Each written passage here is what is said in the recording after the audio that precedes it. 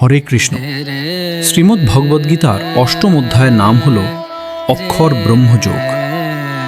এই অধ্যায়ে মোট 28টি শ্লোক রয়েছে।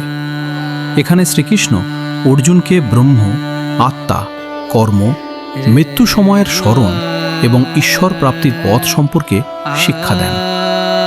শ্রীমদ্ ভগবদ্গীতা অষ্টম অধ্যায় অক্ষর ব্রহ্মযোগ। অধ্যায়ের সারসংক্ষেপ: অর্জুন শ্রীকৃষ্ণকে জিজ্ঞাসা করেন, ব্রহ্ম কি, অধ্যাত্ম কি, কর্ম কি, অধিভূত, অধিদৈব ও অধিযোগ্য কি, এবং মৃত্যুকালে কিভাবে ভগবানকে স্মরণ করলে তাকে লাভ করা যায়। শ্রীকৃষ্ণ বলেন, অক্ষর ব্রহ্ম হলেন পরম অবিনশ্বর সত্য। জীবনের শেষ মুহূর্তে যে ব্যক্তি একাগ্রচিত্তে ভগবানকে স্মরণ করে দেহত্যাগ করে, সে তাঁকেই লাভ করে। তাই সারা জীবন ভক্তি, ঈশ্বর স্মরণ ও নিষ্কাম কর্মের মাধ্যমে মনকে ভগবানের দিকে স্থির রাখতে হবে।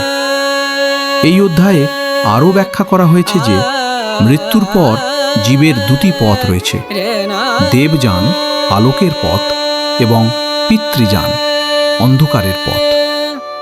ভক্তিযোগে প্রতিষ্ঠিত সাধক আলোকের পথ অনুসরণ করে পরমধামে পৌঁছান এবং পুনর্জন্মের বন্ধন থেকে মুক্ত হন। এই অধ্যায়ের মূল শিক্ষা ব্রহ্ম চিরন্তন ও অবিনশ্বর।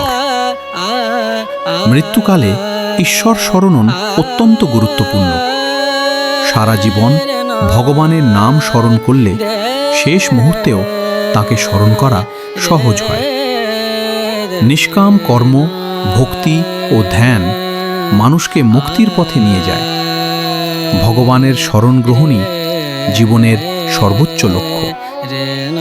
স্মরণীয় শ্লোক: তস্মাৎ সর্বেষু কালেষু মামনুস্মর যুদ্ধচ ময়ি অর্পিত মনোবুদ্ধির মামে বৈশ্যস্য সংশয়।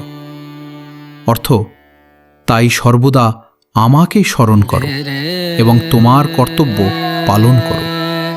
মন ও বুদ্ধি আমার প্রতি নিবেদিত করলে তুমি অবশ্যই আমাকে লাভ করবে।